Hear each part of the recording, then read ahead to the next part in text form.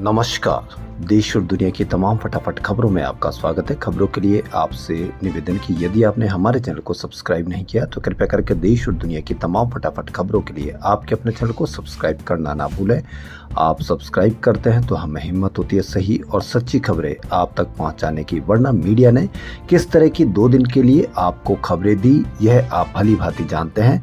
Media ने खूब शानदार माफी मांगी, लेकिन माफी दूसरे मांग रहे हैं, खबर दूसरे फैला रहे हैं। यानी कि खबर झूठी किस तरह से फैलाई जा रही है यह आपने मीडिया में देखा।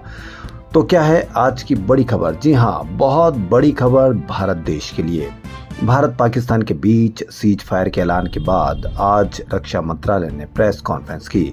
इसमें आर्मी से कर्नल सोफिया कुरैशी, एयरफोर्स से विंग कमांडर व्योमिका सिंह और नेवी से कोमोडोर रघु आर नायर मौजूद थे। रक्षा मंत्रालय की ब्रीफिंग कुल 9 मिनट चली। इसमें कर्नल सोफिया ने पाकिस्तान की तरफ से गलत सूचनाएं फैलाने की जानकारी दी। वहीं कोमोडोर नायर ने कहा कि भारत की सेनाएं पूरी तरह से सतर्क और तैयार है, अगर फिर हमला हुआ तो हम मुंह तोड़ जवाब देंगे। पाकिस्तान कह रहा है कि भारत ने मस्जिदों को नुकसान पहुंचाया। भारत एक धर्मनिरपेक्ष देश है। भारत की सेना उसकी वैल्यूज की बहुत अच्छी झलक है। हमने उसके मिलिट्री इंफ्रास्ट्रक्चर को नुकसान पहुंचाया। भारत ने पाकिस्तान की एयरफील्ड स्कुर्दू, जकूबाबाद, सरगोदा और बुलारी को बहुत नुकसान पहुंचाया है। भारत और पाकिस्तान सीज फायर के लिए राजी हो गए हैं। ये दावा अमेरिकी राष्ट्रपति डोनाल्ड ट्रंप ने किया। डोनाल्ड ट्रंप ने कहा कि रात में यूएस की मध्यस्थता में चली लंबी बातचीत बाद मुझे बताते हुए खुशी हो रही कि भारत और पाकिस्तान तुरंत और पूरी तरह से हमले रोकने के लिए तैयार हो गए हैं। मैं दोनों देशों को कॉमन सेंस, समझदारी से भरा फैसला लेने के लिए बधाई देता हूं। पहली बार है कि भारत किसी मध्यस्थता के जरिए कोई तैयार हुआ है फैसला लेने के लिए। इसके लिए ट्रोल भी किया जा रहा है। ट्रंप के बयान के 30 मिनट बाद विदेश सचिव विक्रम मिस्री शाम 5-6 बजे प्रेस ब्रीफ के लिए आए। 42 सेकंड में अपनी बात खत्म की और चले गए। उन्होंने कहा कि पाकिस्तान के डीजीएमओ ने शनिवार दोपहर 3:35 पर भारतीय डीजीएमओ को फोन किया। सहमति बनी कि दोनों पक्ष शनिवार दोपहर 5 बजे जमीन, हवा, समुद्र में सभी तरह की गोलीबारी और सैन्य कार्रवाई बंद कर देंगे। इस सहमति को लागू करने के लिए दोनों पक्षों को निर्देश दिए गए। वे 12 मई को दोपहर 12 बजे फिर से बात करेंगे। पाकिस्तान के विदेश मंत्री इशाक डार ने कहा कि पाकिस्तान और भारत ने तत्काल प्रभाव से युद्ध विराम पर सहमति जताई है। पाकिस्तान ने हमेशा अपनी संप्रभुता और क्षेत्रीय अखंडता से समझौता किए बिना क्षेत्र में शांति और सुरक्षा के लिए प्रयास किए हैं। पहलगाम आतंकी हमले के बाद भारत के ऑपरेशन सिंदूर की जवाबी कार्रवाई के बाद पाकिस्तान की हरकतों से भारत और पाकिस्तान के बीच तनाव बढ़ गया था और पाकिस्तान की ओर से लगातार किए जा रहे थे हमले पर भारत जवाबी कार्रवाई कर रहा था। लेकिन शनिवार को शाम को दोनों देशों के बीच सीज फायर का ऐलान हुआ। सीज फायर के ऐलान के बाद जम्मू कश्मीर के मुख्यमंत्री उमर अब्दुल्ला का बयान सामने आया। उन्होंने कहा कि यदि यह 2-3 दिन पहले हो तो हमारी जो जाने गई है वो नहीं जाती। भारत पाकिस्तान के बीच संघर्ष विराम समझौते पर जम्मू कश्मीर के सीएम उमर अब्दुल्ला ने कहा कि मैं संघर्ष विराम का स्वागत करता हूं, लेकिन अगर ये 2-3 दिन पहले हुआ होता तो हमारी जो जाने गई है वो नहीं जाती।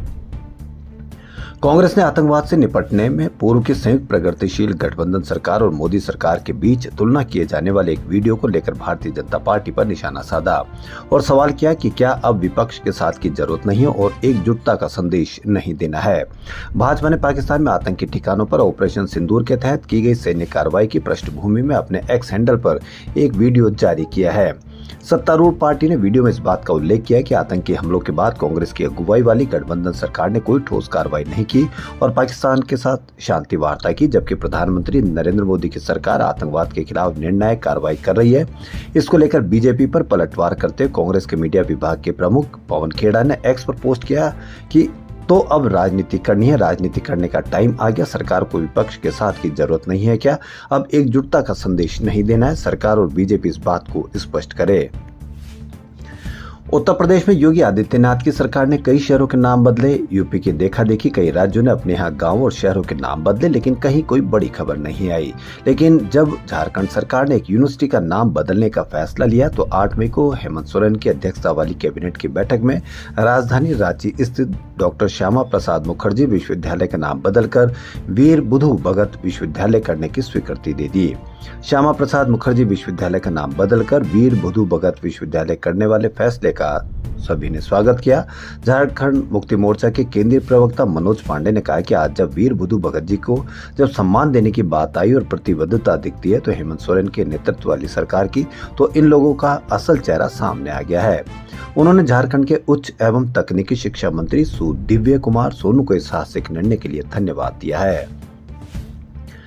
भारत पाक में बढ़ते तनाव को लेकर भारतीय सैनिकों की छुट्टियां रद्द कर दी गई थी। ऐसे में ग्वालियर से ड्यूटी ज्वाइन करने जम्मू जा रहे एक जवान से टीटी ने ट्रेन में रिश्वत मांगी। जी हां, उन्होंने आपदा में अवसर देखा। ग्वालियर के रहने वाले सूबेदार विनोद कुमार दुबे का आरोप है कि मालवा एक्सप्रेस में टीटी ने उनसे और उनके साथी अग्निवीर से रिश्वत वसूली। ट्रेन में बहस करते हुए वीडियो भी सामने आया जिसमें टीटी वीडियो बनाने से मना कर रहा है। इस पूरी घटना को लेकर जवान विनोद कुमार के परिचित ने सोशल मीडिया प्लेटफॉर्म पर पोस्ट की, जिसके बाद रेलवे ने टीटी दलजीत सिंह को सस्पेंड कर दिया। दलजीत सिंह लुधियाना डिवीजन में तैनात। यह घटना सोनीपत और पानीपत के बीच 9 मई को हुई थी। भारत पाकिस्तान के बीच चल रहा तनाव शनिवार को खत्म हो गया। अमेरिकी राष्ट्रपति डोनाल्ड ट्रंप और भारत के ऐलान के बाद सीज फायर हो गया। शाम 5 बजे से दोनों देशों के बीच संघर्ष विराम लागू हो गया। सीज फायर के ऐलान के बाद बाड़मेर, जोधपुर, जैसलमेर में ब्लैक आउट नहीं रहेगा। यहाँ बाजार खुल गए। लोगों ने भारत माता की जय के नारे लगाए। इससे पहले शनिवार को पाकिस्तान की ओर से राजस्थान के बॉर्डर इलाकों से जुड़े जिलों में अटैक की कोशिश की गई थी। हालांकि भारतीय सेना ने सभी हमलों को नाकाम कर दिया था। जैसलमेर, बाड़मेर में सुबह मिसाइलों का मलबा मिला था। श्री गंगानगर में धमाकों की आवाज आई थी। बॉर्डर से सटे जिलों में ट्रेनें कैंसिल कर दी गई थी। मानसून देश में इस बार तय समय से 4 दिन पहले पहुंच सकता है। मौसम विभाग के अनुसार दक्षिण पश्चिम मानसून 27 मई को केरल तट से टकराएगा। आमतौर पर ये 1 जून को केरल पहुंचता है।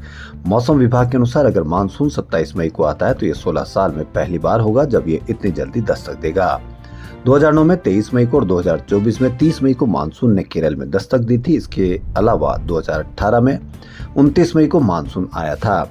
आईएमडी ने बताया कि 1 जून को केरल पहुंचने के बाद मानसून 8 जुलाई तक अन्य राज्यों को कवर करता है। 17 सितंबर के आसपास राजस्थान के रास्ते वापसी शुरू करता है और 15 अक्टूबर तक पूरा हो जाता है।